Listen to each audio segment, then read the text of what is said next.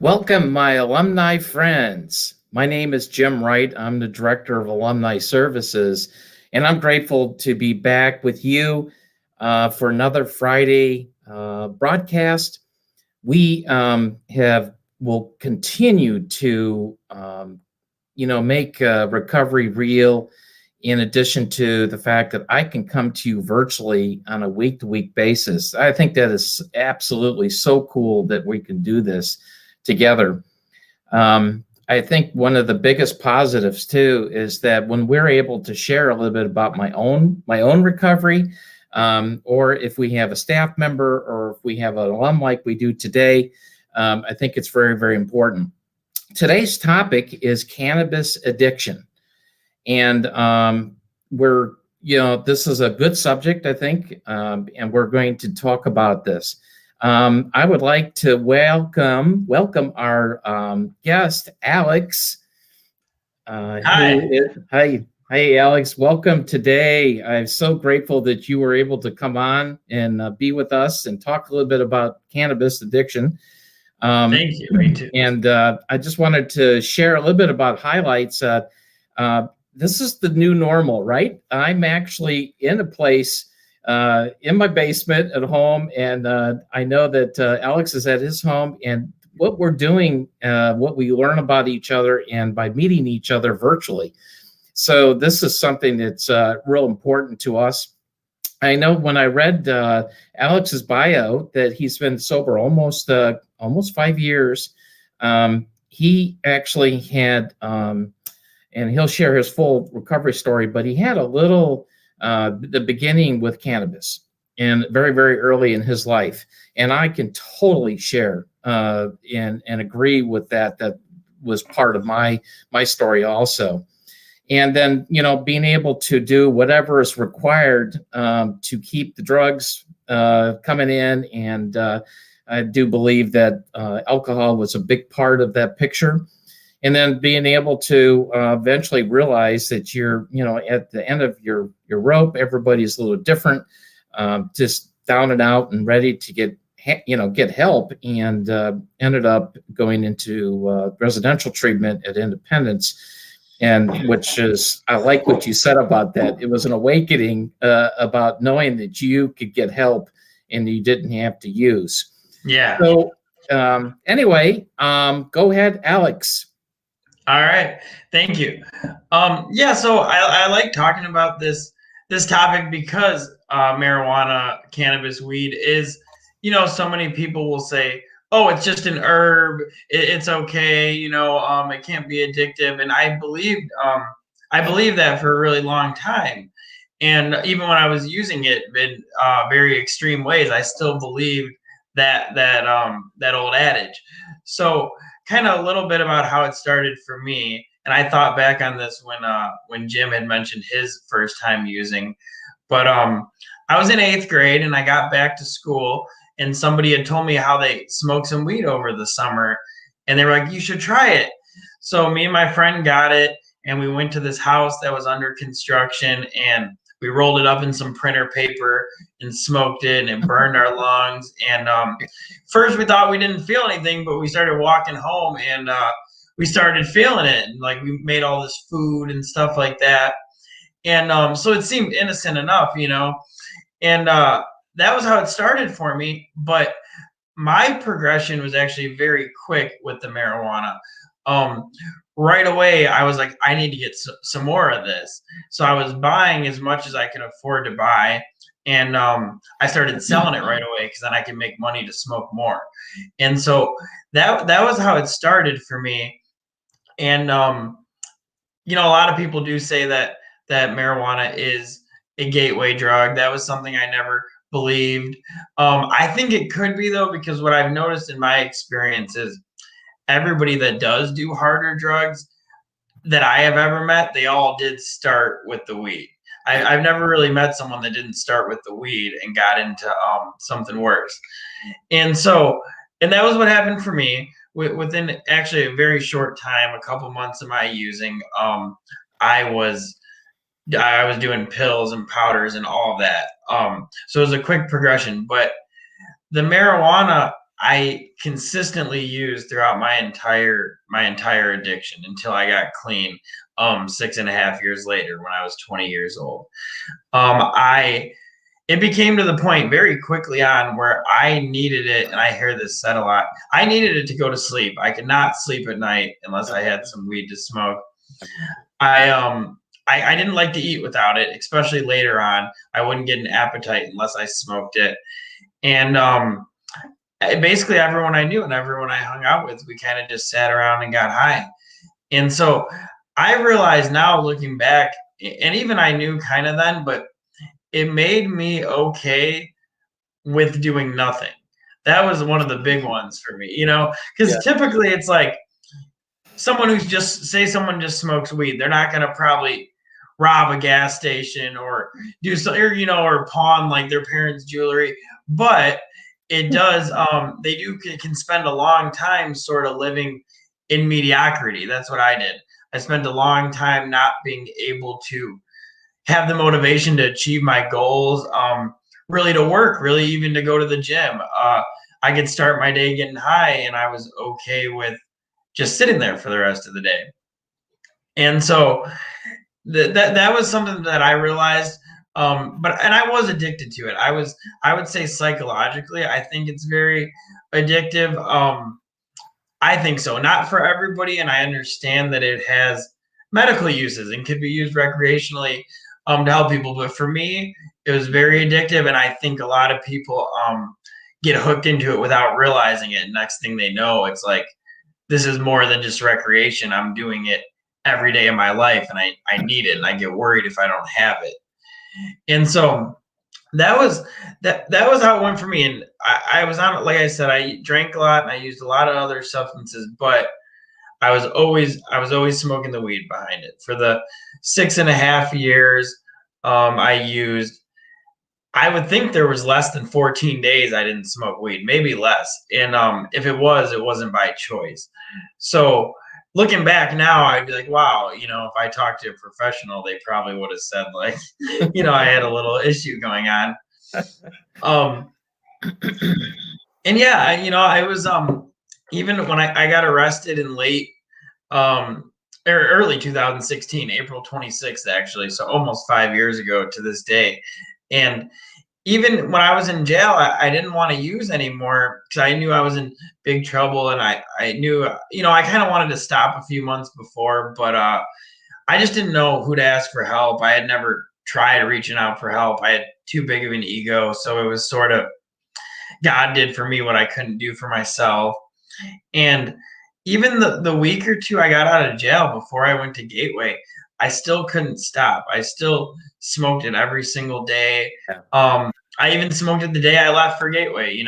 I got high with my friends, and right before I took off to go to treatment. So, it was something that my whole identity kind of revolved around.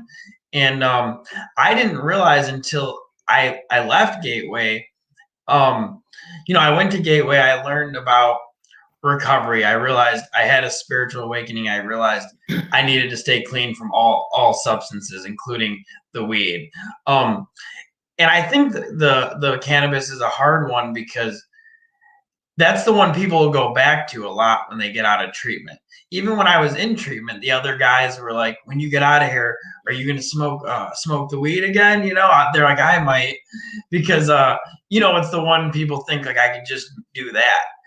And, so, and I got out and I didn't want to use. I learned a lot in Gateway. I really learned more than in that month in Gateway than I had, my whole life known about addiction and recovery or anything. And more just about myself. I learned in that 26 days. I think I was there. 26. That's good. Yeah, I learned more then than I learned my whole life in that short amount of time about myself and just about everything really. But I left, and one of the big points for me was that I went and seen some of my old friends, and I didn't want to use, but I wanted to say hi to them. I didn't really have friends in recovery yet. I didn't really know. And I went to their house, and they were smoking the weed, and then we sat there for like 3 hours and they didn't do anything. And I was like, it was an epiphany to me because I realized I had been doing this day in and day out for years. And now that I was clean, I was like, I can't just sit there like this. Like, why would I just not do anything? And so that was a big epiphany for me. And I realized that this wasn't what I wanted to do anymore. And I realized that for me personally, it is so addictive and enticing to me that like if I use it, I know in a very short amount of time I'll be right back there because when I change my mind state with that, I get hooked on the escape. I get hooked on the escape from reality and my problems, and then I want more of that. Yeah, that's excellent because you're telling my story. There was such a draw, and I remember that it just made me feel better. It made me feel better about being around other people, and I wasn't as isolated. Although I do recall that I didn't have a lot of exposure myself to it, but you and I are about that same age, and I remember the relationship I had with my college roommates, and it didn't stop. It was basically that same deal where we'd use to get high and then do nothing. And we always got upset with the other college friends that always drank and were adamant about not using pot or smoking anything. And so we separated pretty clearly in the house. But anyway, I was thinking a little bit about this. We were sharing earlier that I drove by a dispensary in downtown Chicago. And so how do you feel when you drive by, a dispensary or smell that someone's smoking? Does it make you want to do it again?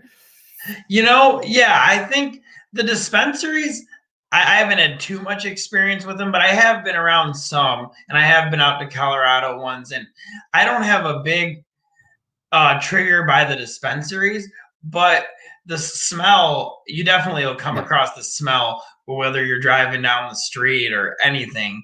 And I work in treatment, and there's someone I work with that says that her opinion is that you will grow to not like that smell, but it hasn't really been the case for me.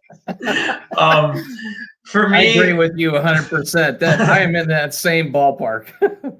Yeah. So for me, yeah, I do. When I smell it, I do enjoy that. I don't think of it as a I definitely don't let it get to the point where I'm thinking about smoking it, but like just to smell, I'm like, oh yeah, that smells nice. So I know it hasn't went away for me. And I agree with you. I was the same way with smoking social situations. Yeah. It got to the point where like even to drive, I had to smoke, or to go to the store, I wanted to smoke, to go to a family party, I had to smoke. Really, I mean, in the house, I did it too. But if I was going anywhere, I really needed it. And then the more I did it, the more socially awkward I got if I wasn't on it. So I needed it more and more to function, like in college or anything, because otherwise I would be weird because I wasn't used to like functioning without it to make it normal conversation, and I'd feel really self-conscious if I wasn't under the influence. You said something earlier too, about I remember, not everybody likes 12-step groups, or they'll go to smart groups or refuge, or stay really focused on a psychological therapeutic type groups, things like that. And I remember sharing a lot about that. But you had said something earlier about applying all mind-altering substances. And I realized in recovery that was a key component. So wherever I went, are you able to apply all your mind-altering substances with a 12-step type group, or the therapist, or what do you do? Yeah. Actually both. I do therapy as a side. My primary method has always been the 12-step recovery. Okay. The AA and NA, and I've done that the past 5 years and been heavily involved in doing that. I've also always done therapy. I've slowed down a lot now, but for my first 2 years, of recovery, I went about every week, sometimes every other week, and then they kind of dragged me down to like once a month and stuff as they said I stabilized. But I liked that as an additional method. Um, and then another method that I still practice that is, mentioned in step 11 in 12-step recovery, but is yoga and meditation. I Oh do yeah. Yep. that, which is almost a whole nother, I mean, it's involved with 12-step, but it's almost a whole nother method unto itself. And I know you guys do, I seen you guys do the meditations and stuff with Gateway. I was looking at your prior stuff. But yeah, yoga and meditation and that whole philosophy and practice has really helped me a lot to work on my thinking process and just to see more into my mind and not attach so much. If I do have triggers or cravings, if I do think about smoking weed, that I have some awareness where I don't get so caught in it anymore, and I can allow that to sort of arise and be there and then pass away without me thinking I have to do some action behind it. The sponsors, or the mentors, I don't know if I call it, I know they were sponsors, right? But I've developed over the last 27 years a lot of mentors that I can call on. Do you have anybody in particular that you call or work with? Yeah. That really helps you with this topic we're talking about. Yeah, you mean with the recovery in general? Yeah, recovery in general, people in recovery, people that help you, Yeah. or I someone you think can talk to that's not a therapist. Yeah, I think having a support network is extremely important. I have a I do have a sponsor in recovery. I do have a friend that was running a recovery meditation retreat, an older gentleman Okay. I met in Michigan that I've only met once, but I talked to him. And I have peers that are my own age that I talk to as well. So yeah, I have a lot of people to run things by, and I think that's extremely important, at least to have a couple. Um, I've been through a couple of sponsors, but I found somebody now that I have just an amazing connection with, and I always know that he's gonna, tell me what I need to hear, which is also a lot of times what I already know deep down, but I need it to be like confirmed by somebody else. Um, yeah, I've been blessed with a lot of mentors. Even in my early recovery, there was a man, and he passed away. He was in his 80s and he had cancer, but I would meet him twice a week, an hour before these 2 noon meetings, and he would just talk to me about spirituality. He would teach me about, he wasn't my sponsor, but he would teach me about prayer and meditation. He would give me books to read. He would teach me about the steps. And I was really grateful that for that, only about a year and a half of my recovery before he passed away. But I was really grateful that I met him too and had someone like that in my life. And I think that when we really are sincere about trying to find recovery and get better, like, Yeah. people will come into our lives. But it is important for me to reach out to and keep those connections, to keep them going. I have one of your alums that when we were in Chicago Independence this last Saturday, which I'd love for you to invite you to come with that. Obviously the pandemic continues, so we're a little bit restricted, but he said and looked at the current clients that we had in residential that we were sharing our stories with, and he said, stay connected. No matter what, stay connected. And then he was quiet after there for about 10, 15 minutes. And I was like, man, that is such a important, it can't be a tagline, but it's the reality of our own recovery. We need to stay connected. And then I'm curious that you feel that way too, right? Yeah, I think, and even from the opposite perspective, everyone I've ever seen really come back into recovery after a relapse or something, that's almost one of the first things they always say is that they stop being connected with whatever recovery program and group that they were working with. That's almost always a precursor to that. So yes, I totally agree. I think whatever people's practice or method is, we have to stay connected to it, even when it hurts, or even when it sucks, even when we think that it's not making any progress anymore, or we outgrew it, or whatever phase I'm going through. I have to just stay with the method. Well, great. Alex, thank you again so much. I know we had an earlier comment from Jackie. She had just, was again happy to see you and to see us on this broadcast. If we have any other questions, we'll certainly answer them as we go forward. But I wanted to share a little bit about our Gateway Foundation alumni app. And this particular, this has been a very, very, very good channel for us to connect. I think that, as I recall, I sent you the links to be able to download this app, our Gateway Foundation alumni app.